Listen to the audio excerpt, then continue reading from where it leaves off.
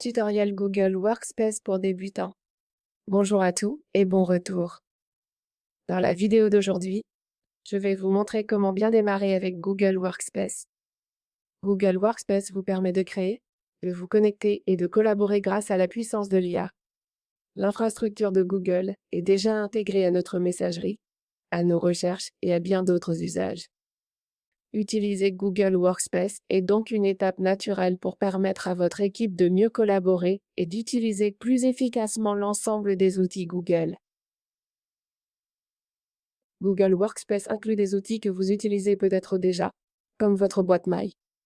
Mais vous pouvez aussi intégrer Google Meet, les Gemini, Google Agenda et Google Doc au même endroit. Pour commencer, allez simplement sur « Commencer » en haut à droite, puis inscrivez votre entreprise. Tout d'abord, vous devez saisir le nom de votre entreprise. Dans mon cas, le nom de l'entreprise est Spencer.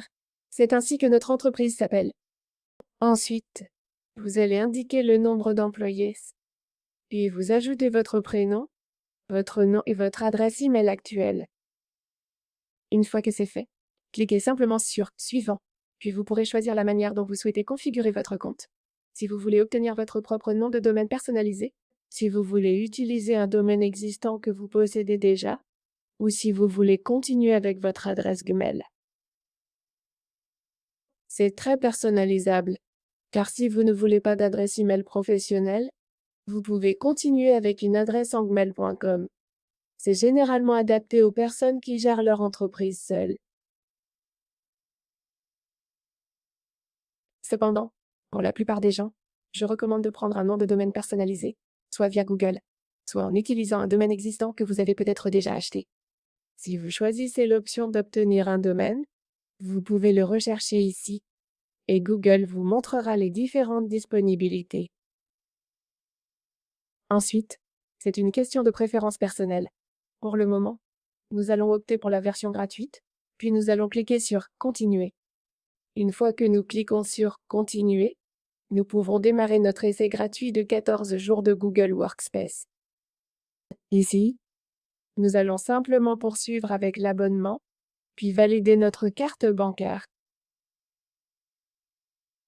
Et maintenant que nous avons vérifié les informations de base, maintenant que l'inscription à Google Workspace est terminée, nous pouvons passer aux outils.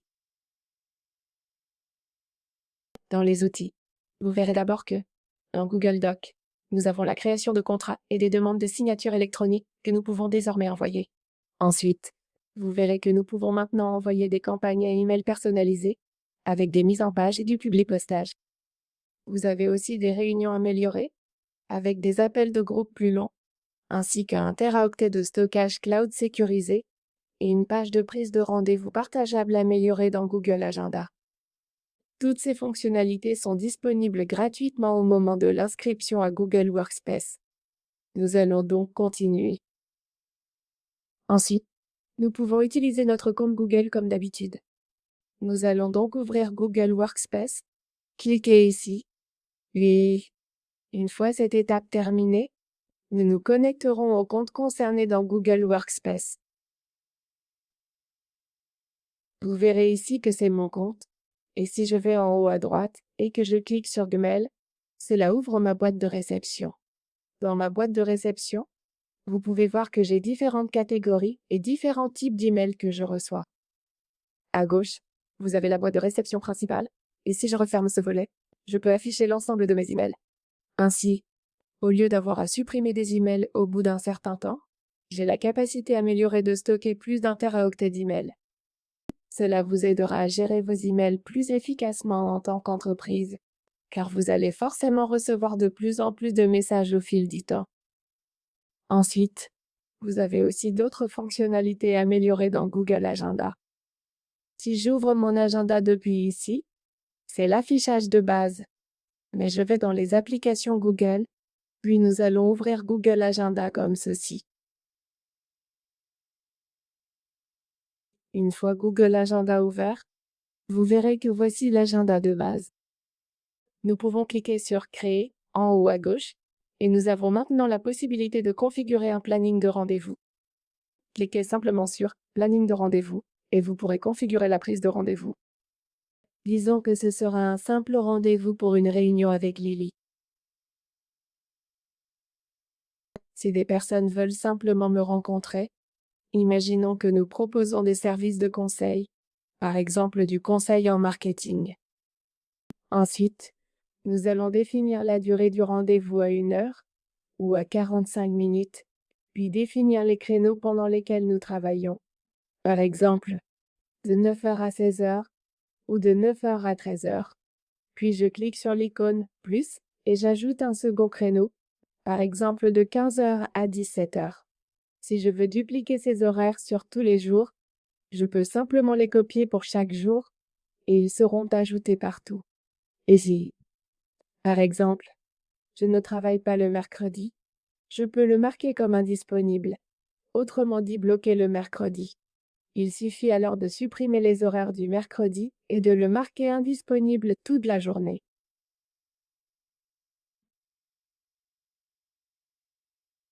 Voilà, votre disponibilité est réglée.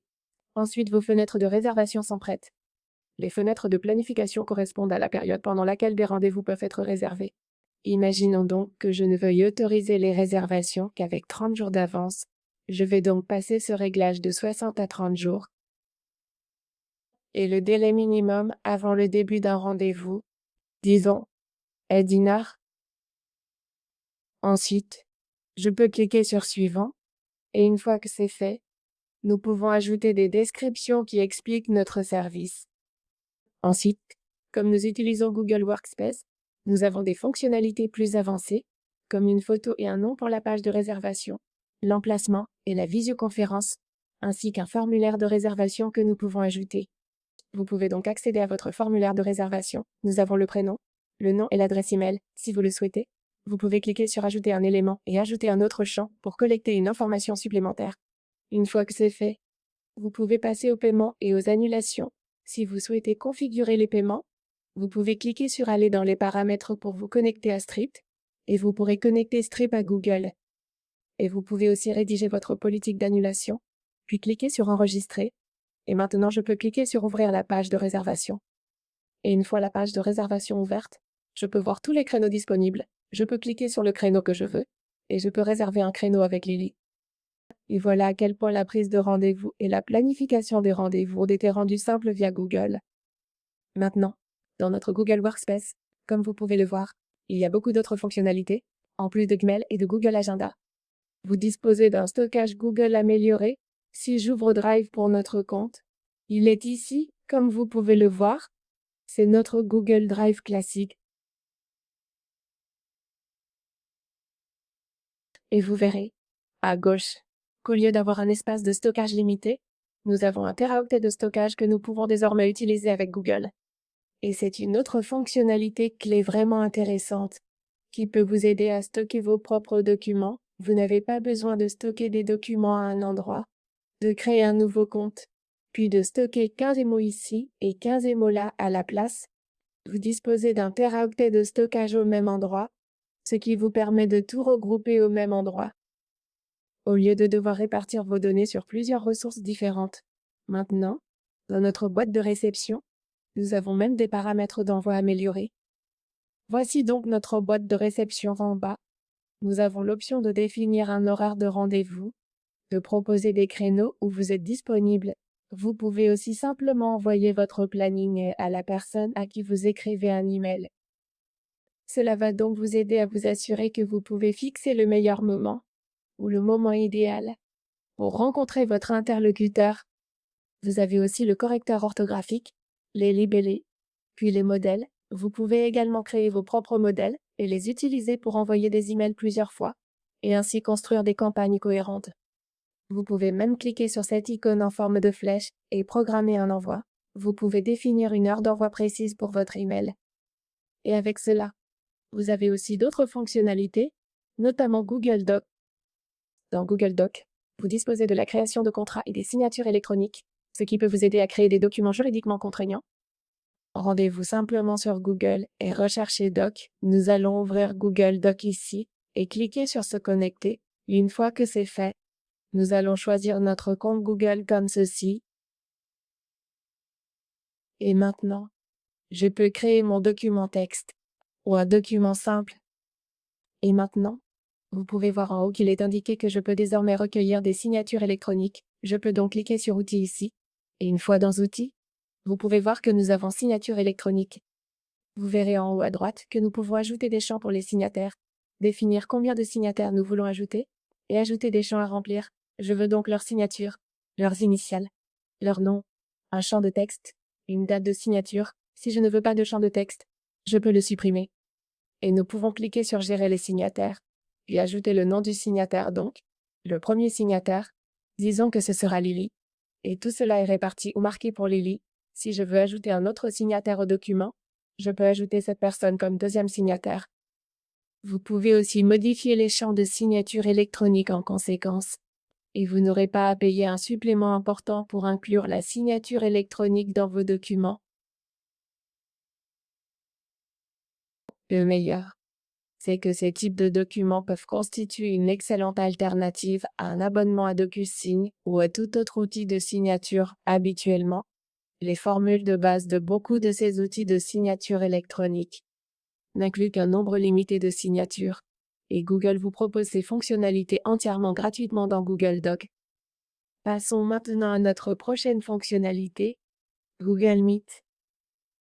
Dans Google Meet, c'est un outil simple, utilisé pour les réunions ainsi que pour la communication au sein des équipes. Vous pouvez aller sur Google Meet et vous verrez que vous avez des réunions améliorées avec des appels de groupe plus longs. Et vous pouvez voir qu'en général, les réunions se terminent au bout de 40 à 45 minutes, mais au lieu d'avoir une réunion limitée, vous pouvez cliquer sur Nouvelle réunion ici, créer une réunion pour plus tard, la planifier dans votre agenda ou démarrer une réunion instantanée. Une fois que vous démarrez une réunion instantanée, disons que je veux en démarrer une ici. Une fois que j'ai démarré ma réunion, je peux accéder à Google Meet. Et une fois la réunion créée dans Google Meet, vous verrez les informations d'appel, un code PIN et un numéro de téléphone. Et je peux cliquer sur Ajouter des personnes pour inviter d'autres participants à cette réunion en particulier. Je peux aussi épingler une personne. Je peux également activer les sous-titres. Nous avons des réactions, des options de présentation, la possibilité de lever la main, et différents paramètres comme la réduction du bruit, le push-to-talk, appuyer pour parler, les autorisations vidéo, les autorisations générales, les sous-titres et les réactions. Vous avez aussi la possibilité de changer la disposition, d'ouvrir le mode image dans l'image, d'appliquer des effets visuels, de gérer l'enregistrement et le streaming, et en bas à droite, vous avez la liste des participants, les activités, une fenêtre de chat et les commandes de l'hôte. Toutes ces fonctionnalités sont désormais mieux optimisées et vont vous aider à gérer des réunions plus longues avec votre équipe, ainsi que des réunions professionnelles plus longues, sans être interrompues en permanence par des problèmes de connexion ou par des durées de réunion limitées, comme c'est souvent le cas avec d'autres outils. Toutes ces fonctionnalités combinées constituent Google Workspace, et Google Workspace est quelque chose que beaucoup de gens sous-estiment. Mais Google Workspace peut vous aider à optimiser beaucoup d'aspects et à démarrer plus efficacement. Google Workspace a un coût minimal. Vous pouvez l'essayer gratuitement pendant les 14 premiers jours. Mais ensuite, vous devrez vous abonner à une offre. Google propose 4 offres de base. La dernière offre est réservée aux très grandes entreprises. Elle ne sera donc pas abordée dans cette vidéo et nous n'en parlerons pas en détail. Mais pour les autres offres, nous avons Business Starter, Business Standard et Business Plus. Avec Business Starter, vous avez des emails professionnels personnalisés et sécurisés, des visioconférences jusqu'à 100 participants, 30 Go de stockage mutualisé par utilisateur, ainsi que des contrôles de sécurité et de gestion. L'assistance standard est également incluse dans Business Starter. Le prix est de seulement $6 pour cette offre, ou généralement de $7,20 par utilisateur et par mois si vous choisissez la facturation mensuelle. Avec la facturation annuelle, vous bénéficiez d'un tarif plus bas. Ensuite, vous avez Business Standard. La version Business Standard commence à $12 par utilisateur et par mois, tandis que si vous optez pour la facturation mensuelle, c'est $14,40 par utilisateur et par mois. Cela inclut une protection avancée contre les logiciels malveillants, une protection contre le hameçonnage, des emails professionnels personnalisés et sécurisés, des réunions jusqu'à 150 participants et des enregistrements. Les enregistrements permettent de conserver les informations des réunions et les personnes peuvent aussi reprendre des notes plus tard. Vous avez aussi 2 téraoctets de stockage mutualisé par utilisateur, des contrôles de sécurité et de gestion, ainsi qu'une assistance standard. Ensuite, vous avez Business Plus à 18 $ ou 21,60 $ par utilisateur et par mois. Cela inclut également le Discovery et la conservation, des réunions en jusqu'à 500 participants et le suivi de présence. Ainsi, non seulement vous pouvez réunir jusqu'à 500 personnes, enregistrer la réunion, mais vous pouvez aussi suivre la présence de tous les participants. Vous avez également 5 téraoctets de stockage mutualisé par utilisateur, avec la sécurité avancée, VO et une gestion avancée des terminaux. Vous avez aussi l'assistance standard de base. Si vous souhaitez passer à l'assistance améliorée, vous pouvez prendre un module complémentaire avec Business Standard et Business Plus. Autre point à noter, un module complémentaire Gemini est disponible. Vous pouvez utiliser le module complémentaire Gemini pour accéder à plus de fonctionnalités d'IA et à une meilleure intégration avec l'IA. Mais cela entraîne un coût supplémentaire et ne sera pas inclus dans vos offres de base. Chaque offre inclut Google Drive, Meet, Agenda, Doc, Tid, Git, Sheets, Form et Google Apps Sheet. Vous pouvez également ajouter Gemini à votre workspace, ce qui peut vous aider à écrire, à visualiser et à organiser vos idées de manière plus pertinente. Alors, quelle offre est-ce que je recommande? Personnellement, pour la plupart des entreprises, je recommande Business Standard. Même si Business Starter est très bien pour certaines personnes, Business Standard est une meilleure option pour la plupart. Tout simplement parce que l'enregistrement vidéo est amélioré, vous avez plus de stockage, vous pouvez protéger votre workspace contre les logiciels malveillants et le hameçonnage, et vous avez des emails professionnels personnalisés et sécurisés. Donc, toutes ces fonctionnalités offrent un excellent rapport qualité-prix pour seulement 12 $ par mois. Donc, Google Workspace est clairement quelque chose à garder à l'œil. Ce n'est pas quelque chose que vous devriez négliger, et cela peut vraiment améliorer votre entreprise. J'espère que vous avez trouvé cette vidéo utile et que vous êtes maintenant en mesure de démarrer avec Google Workspace. Je sais qu'il existe de nombreuses alternatives à Google Workspace. Beaucoup de personnes parlent d'autres outils davantage optimisés pour la gestion d'entreprise. Mais Google Workspace peut être un excellent point de départ pour la plupart des jeunes entreprises. C'est une solution à faible coût et à faible investissement, et qui peut vous apporter d'excellents résultats. Elle inclut toutes les fonctionnalités nécessaires. Il vous suffit d'avoir quelques compétences techniques pour utiliser les ressources Google à votre avantage. J'espère que vous avez trouvé cette vidéo utile. Si c'est le cas, pensez à laisser un j'aime et à vous abonner. Et si vous avez des questions sur Google Workspace, ou sur l'un des produits ou solutions liées à Google Workspace, laissez-les dans la section commentaires ci-dessous. Si vous avez des questions sur un autre outil Google, ou plus généralement sur un outil de gestion d'entreprise, laissez-les dans la section commentaires ci-dessous. Et si j'ai oublié quelque chose, indiquez-le aussi dans les commentaires. On se retrouve dans la prochaine vidéo. Pensez à aimer, partager, commenter et vous abonner. Et je vous souhaite une excellente journée.